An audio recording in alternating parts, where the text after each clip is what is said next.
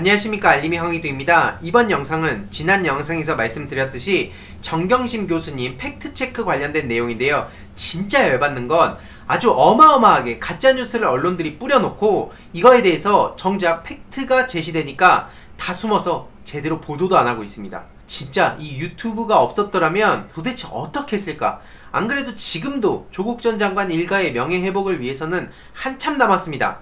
이게 무죄가 밝혀지더라도 일각에서는 무슨 문재인 정부에서 사법부까지 점령해서 조국 일가를 무죄를 줬다, 이런 식으로까지 주장할 사람들이 분명 보이는데요. 중요한 것은 그럼에도 불구하고 하나하나 따박따박 팩트를 분명히 밝혀야 된다는 점, 그리고 이거에 대해서 과도하게 명예훼손하고 모욕하고 조롱하고 이런 데 있어서는 법적 대응을 하고 있는 조국 전 장관 일가의 근황에 대해서 꾸준히 정리하고 여러분들께 전해드리겠다는 약속을 다시 한번 드리겠습니다. 일단은 조국 전 장관이 그 법적 대응을 하고 있는 과정에서 유튜버의 법적 대응 관련된 근황 하나 전해드릴 예정이고요. 여기에 덧붙여서 저도 최근에 1배 2명 고소했던 거에 대한 결과가 전해졌습니다. 그 소식 짧게 전해드릴 예정이고, 정경심 교수님 팩트체크, 그리고 검찰개혁과 촛불시민 그 베스트셀러 소식과 제가 25만 돌파 기념 조국백서 관련해가지고 좀 이것저것 기획 중인 게 있어서 그 내용도 전해드릴 예정입니다.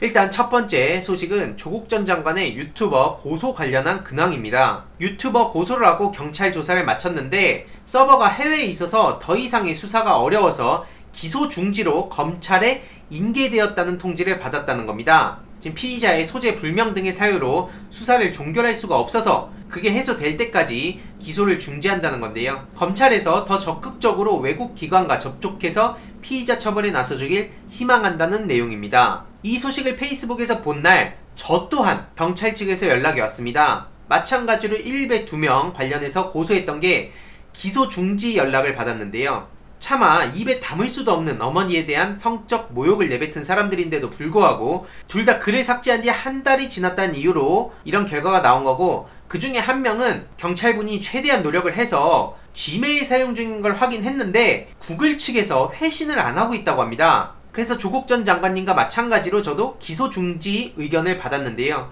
검찰에서 적극적으로 피의자 처벌에 나서주길 희망합니다. 일단 이걸 보더라도 앞으로 제가 악플러들에 대해서 어떻게 대응해야 될지는 조금 전략을 수정한 상황이고요. 아무튼 검찰에서 신속하게 움직여 주시길 바랍니다. 다음 내용은 정경심 교수님 관련된 내용인데요. 다들 기억하시겠지만 작년 9월 정경심 교수님이 번거지를 쓰고 동양대 연구실에 가서 서류 뭉치를 들고 나왔다, 이건 증거인멸 시도한 거다, 이런 내용으로 보도가 됐었습니다. 채널A, 동아일보, TV조선, 조선일보, 문화일보 등이 앞장서서 이런 보도를 너나 할 거 없이 완전 난도질했는데요. 중요한 게 뭐냐면 그 서류가 없어지지 않았다는 겁니다. 정말 충격적이지 않습니까? 아직도 교양학부 사무실에 그대로 있다는 겁니다. 당시 정경심 교수는 연구실에 가서 거기 정리정돈을 하고 불필요한 서류를 학과 사무실로 옮겨둔 겁니다. 번거지는 피부과 치료를 받고 있어서 햇볕을 가리려고 쓰고 다닌 것 뿐이었죠. 이 정경심 교수가 서류를 들고 나왔다는 사실을 누가 언론에 제공했을지는 뻔합니다. CCTV를 확보한 측이 흘린 것이죠. 그리고 언론은 검찰의 사냥에 적극 협력해서 증거인멸, 은닉시도 운운하는 보도를 내보내기 시작했습니다. 심지어 9월 9일은 조국 전 장관이 임명장을 받던 날이었고요. 이것만 보더라도 이 악의적 보도의 정치적 의도는 명백하죠. 완전한 허위사실 보도만큼 해악을 끼치는 보도가 부분적 사실을 알리면서 악의적 의견과 추측을 섞는 보도입니다. 제가 지난 영상에서도 말씀드렸듯이 그 중앙일보 단독을 시작으로 해서 그 조국 전 장관 따님이 그 제1저자 논문을 고려대에 제출했다, 이것도 대놓고 가짜뉴스 뿌린 거 아닙니까? 근데 지금 이것도 마찬가지라는 겁니다. 보도가 됐던 내용들을 보면 마치 막 진짜 증거를 숨기고 은닉하려고 막 모자 쓰고 비밀리에 가서 굉장히 심각한 상황처럼 묘사가 돼 있습니다. 보시면 이렇게 번거지 쓴 채 서류 안고 나왔다, 저렇게 시간까지 구체적으로 막 적시하면서 무슨 뭐 범죄자처럼 저렇게 대놓고 이렇게 보도를 한 겁니다. 아무것도 모르는 사람이 보더라도 이 장면만 보면 무슨 생각이 들겠습니까? 해도 너무한 거 아닙니까 진짜? 모자 쓰고 가방 메고 동양대 CCTV에 포착, 이렇게 하면 무슨 도둑처럼 저렇게 보도를 해놓고 있어요. 대놓고 이런 내용들을 너나 할 거 없이 신나게 보도를 했습니다. 증거인멸 시도 확인 이러면서, 야 참 진짜 대단합니다. 대한민국 언론. 이러니까 OECD에서 대한민국 그 언론이 신뢰 꼴찌하는 거 아니겠습니까? 자랑스럽습니까? 뭐가 문제인지 모르십니까?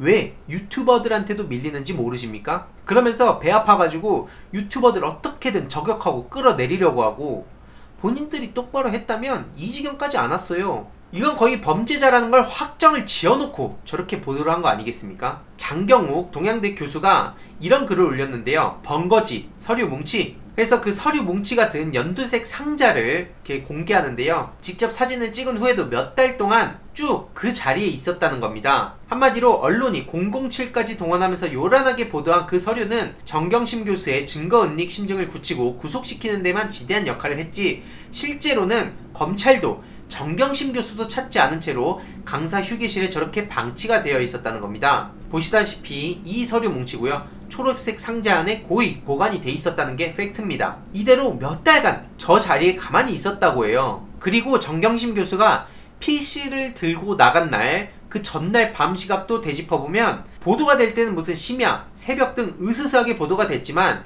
실제로는 밤 10시에 와서 12시에 나갔다고 합니다. 그거는 늘 교수들이 활동하고 나가던 시각이었다 하고요. 심지어 어떤 기사는 새벽 시간대에 누군가 학교 CCTV 영상을 삭제한 흔적이 있다면서 정경심 교수를 의심하는 보도까지 실었다고 하는데, 만약 그게 실제 취재한 기사라면 그 인터뷰를 한 동양대 관계자는 정말 나쁜 사람이라는 거죠. 한마디로 이런 압도적인 언론의 난도질에 장경욱 교수까지도 정경심 교수를 의심했다는 주장을 하고 있고요.